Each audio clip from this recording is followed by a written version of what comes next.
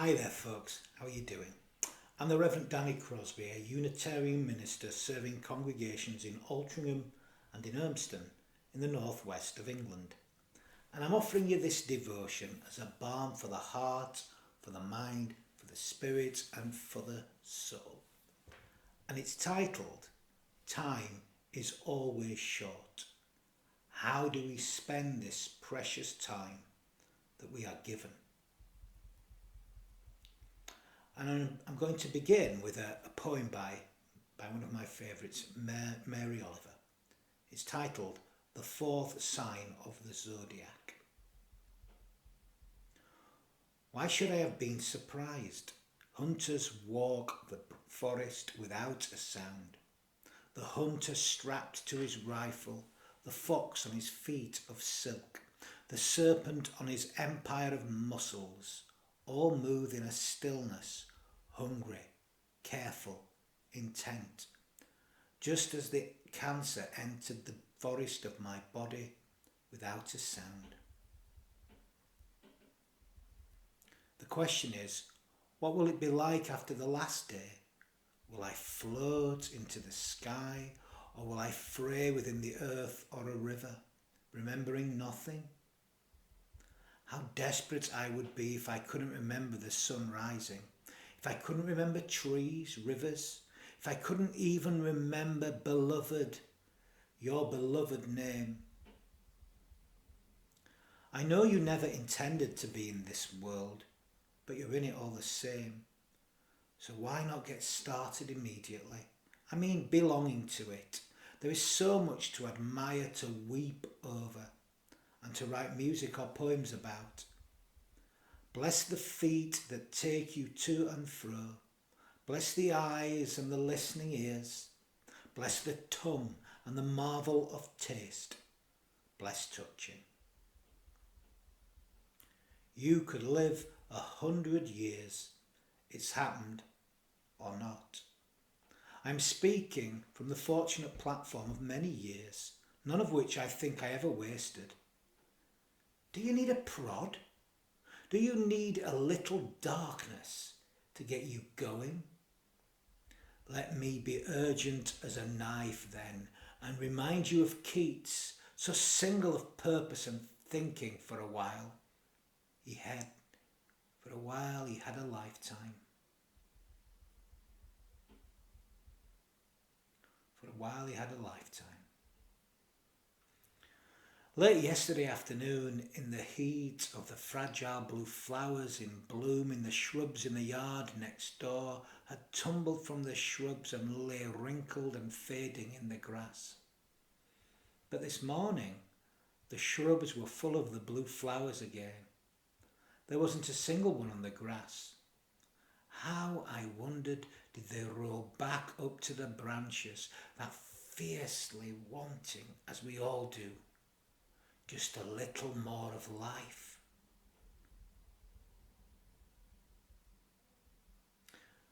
And don't we all want just a little more of life? Don't we all cry, I need more time? Well, yeah, don't we all? A friend sent me a picture of himself and his bride on Wednesday. It was a beautiful picture, but a heartbreaking one. It was taken at St Anne's Hospice. Sadly, his wife died this morning, Saturday morning. I saw him just an hour ago. He's doing okay. The other day I received the sad news that my cousin Cheryl is terminally ill with cancer too. It seems it's exactly the same form of cancer. She's going back to be cared for with her family today, this weekend. I'm going to go see them on Monday. We never know what is coming in life. We have all received those phone calls throughout life, throughout our days. One such phone call's been on my mind again this week. Ethan's been on my mind the last few days. I will never forget the phone call that came out of that blue autumn day. we've all received such phone calls throughout our lives, have we not? No doubt. I will never forget the moment that I experienced his death, when it felt like the whole of my being was ripped out of my stomach, that place where love is, that place where fear is, the same place, that place I believe where God is, or where I experienced God within me. I didn't know he died at that moment. The phone call came an hour later, but that was the moment. There has been many ghosts, many reminders of him this week. He lived such a short life, just a little over 6 years. And I only knew him for 3.5 of those, maybe 4 actually. 4. Not long, really. 4 years of him, actually. Don't we all need more time? Don't we all cry, I need more time, I need more time, I need more time. Every morning we step out into the world uncertain of what the day will bring. Yes, we make our plans and our designs and have our own ideas about what will be. Sometimes things work out exactly as we expect them to, but often they do not. Sometimes they work out far better than we could have dreamed of, but at other times they do not. We cannot predict life, and I personally do not believe it is already preordained. I believe that the book of life remains open and is mainly blank. What's to come? I do not believe that God has preordained anything, actually.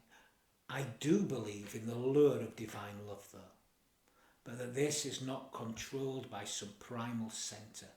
But hey, what do I know? I could well be wrong. I've been wrong 1,000,000 times, and I'll be wrong 1,000,000 times more. What do I know? But that's just what I believe today. I do believe that this love, this divine love, speaks to us in and through life, as well as in and through us, that it's there in all life. And this is why I believe everything matters. Life feeds us and we feed life. We are all part of the great co-creation. This is why it matters how we journey on in life. This is why it is so important that we keep on stepping out into the world on this continuous journey, experiencing all that life offers to us in all its blessings and its curses. Always remembering, we do not have to journey alone. Now, strange as this may sound to some, a lifetime's journey can only be taken in one day. Do you know that the word journey is derived from the Latin word diurnum, meaning daily portion, from which the old French word journée, which meant a day's work or a day's travel, is derived? I love this truth. It makes me smile broadly. We all live one day at a time. This is the beautiful journey of life. Beautiful, but sometimes heartbreakingly painful. I need more time, do you? We all have this day, just 24 little hours of precious time. It matters how we spend this time, this daily portion, this beautiful journey. It matters what we do in a day. I wonder how much your daily portion is worth. Well, here's a little story, a little tale that addresses this very question. With a timid voice and idolising eyes, the little boy greeted his dad as he returned from work. "Daddy, how much do you earn an hour?" Greatly surprised but giving his boy a glaring look, the father said, "Look, son, not even your mother knows that. Don't bother me now. I'm tired." "But Daddy, just tell me please, how much do you earn an hour?" the boy insisted. So the dad, finally giving up, replied, £20 an hour. "Okay, Daddy. Could you loan me £10? The boy asked. Showing his restlessness and positively disturbed, the dad shouted, "So that's the reason you ask me how much I earn, right? Go to sleep and don't bother me anymore." It was already dark and the dad was thinking over what he said and was feeling guilty. He thought to himself, maybe the boy wanted to buy something. Finally, trying to ease his mind, the dad went to his son's room. "Are you asleep, son?" asked the dad. "No, Daddy, why?" replied the boy, partially asleep. "Here's the money you asked for earlier." "Thanks, Daddy," rejoiced the son, while putting his hand under his pillow and removing some money. "Now I have enough. Now I have £20, the boy said to his dad, who was gazing at his son, confused at what the boy had just said. And then the son asked his dad, "Daddy, could you sell me 1 hour of your time?"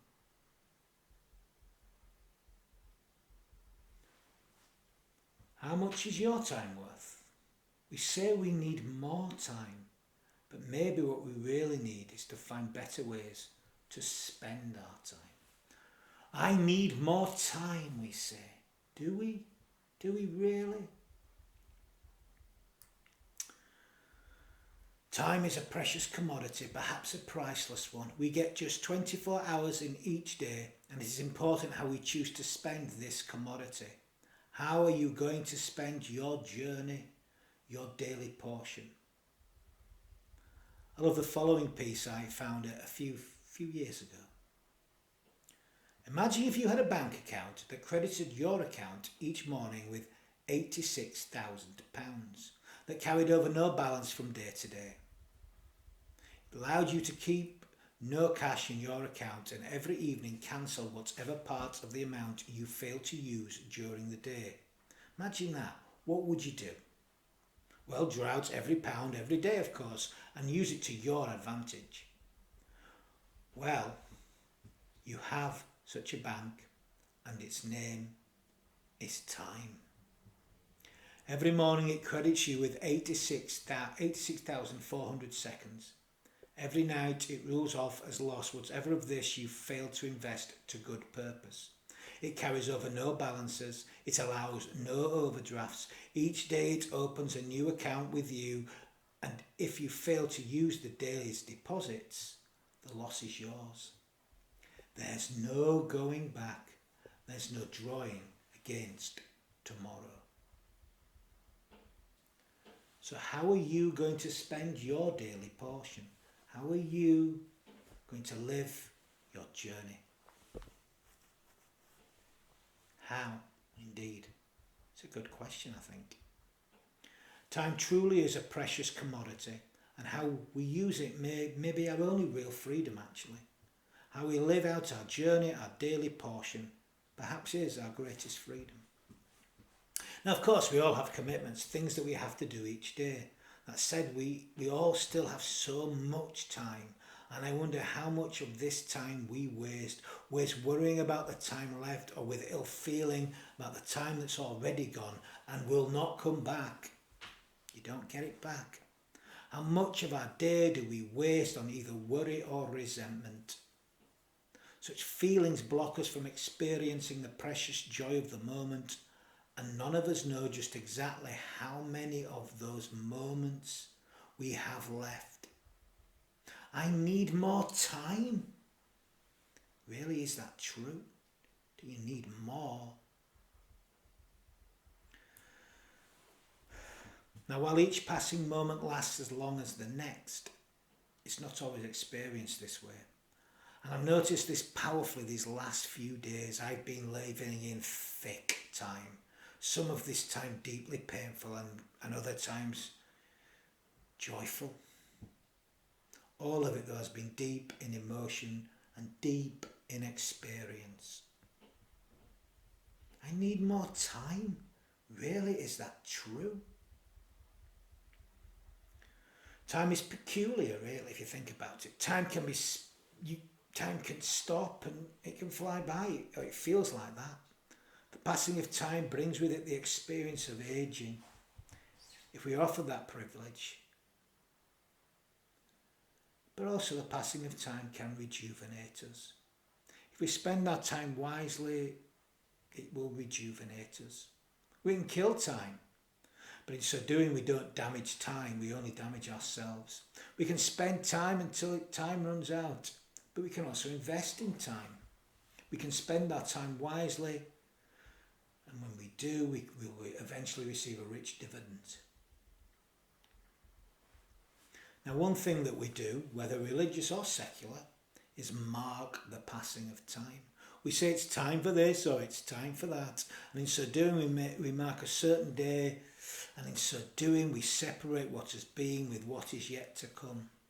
Our ancient ancestors looked at the night sky and observed that the celestial events above them kept on repeating themselves. But they kept on repeating themselves in not exactly the same way. We have periods of time that today we call a day, or a month, or a year. Such time is a measured period that extends from one event until it is repeated again. This is what we call linear time. The ancient Greeks called it Chronos.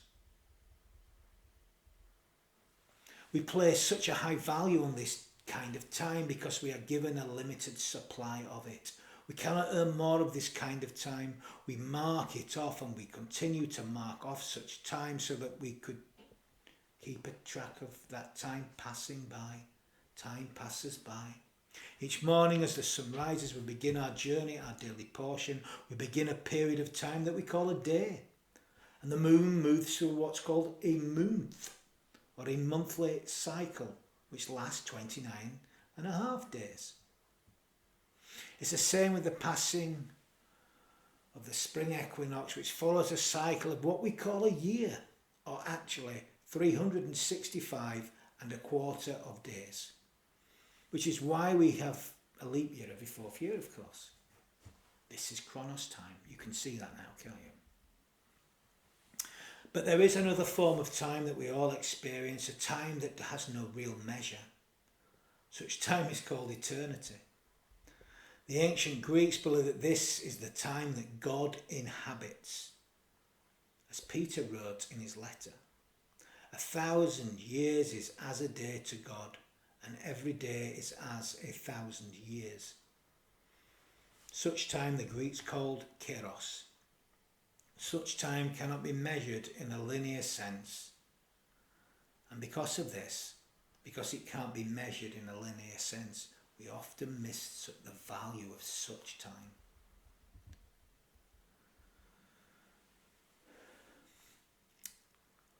Kairos time is not limited through what we can indeed alter. It cannot be limited by the way we live our time. You cannot limit Kairos time. And we can't lengthen such time, but we can deepen or thicken such time, or our experiences of such time. Or more than that, sometimes this kind of time, it just happens to us. It just happens without our knowledge or our will. It just happens to us.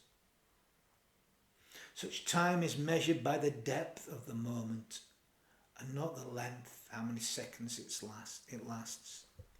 It's what Blake described as infinity in an hour.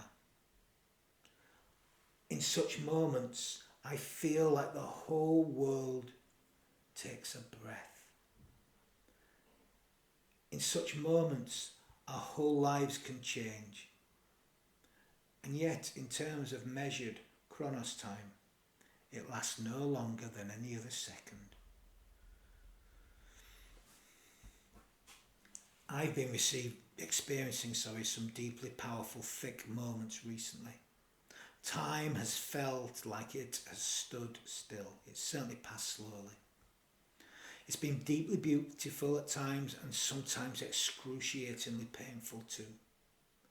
You can't have one without the other. Of course, in reality, each moment has been no longer than any other moment.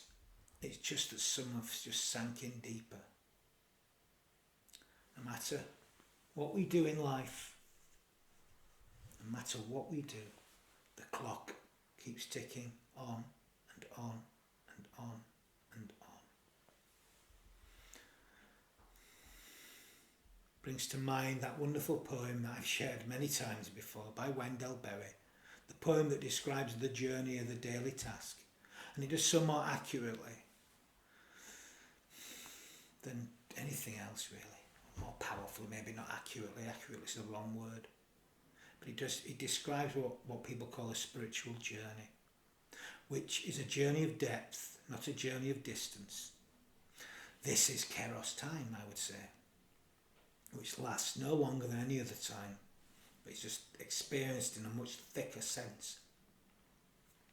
Anyway, here's Wendell Berry's A Spiritual Journey. And the world cannot be discovered by a journey of miles, no matter how long, but only by a spiritual journey, a journey of 1 inch. Very arduous and humbling and joyful, by which we arrive at the ground at our feet and we learn to be at home. By Wendell Berry. I need more time. No. You cannot lengthen time. We are finite creatures, we humans. This is what makes our lives so precious, our lives so valuable, our lives so meaningful. If we would just learn to deepen our time and thicken our experiences, if we'd just be open to it. But how do we do that? Well, in many ways, really, that's kind of my job, I suspect. That's kind of what I'm here to do, to try to do. I try to guide others into ways in which they can live out their lives in deeper and more fulfilling ways, so their lives have meaning. But I need more time. I do too, or so I keep saying. What a futile gesture. We cannot really lengthen the time that is given to us by life. Chronos time. Well, at least not really beyond a few extra years if we're lucky. Instead of these 70 years today, perhaps the norm is more 70 now. But we can thicken and deepen our experience of this time, for there is no limit to Kairos time. There is to Chronos time, but no limit to Kairos time. Kairos time does not operate in a linear sense. Kairos time has no limit except our own imaginations, and no one will ever reach the limit of these. Well, not in our lifetime anyway.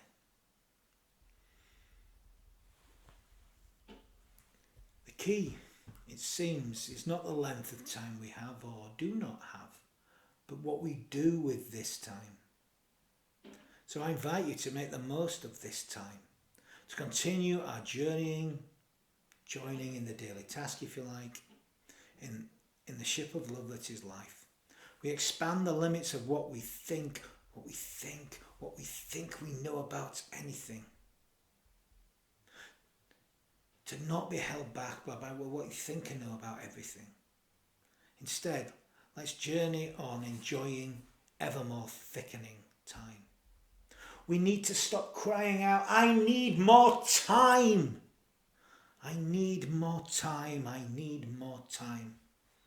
Futile. It's about what we do with this time. If we make good use of our time, the 86,400 seconds we have today, we will make an impact on every moment that follows and on into eternity.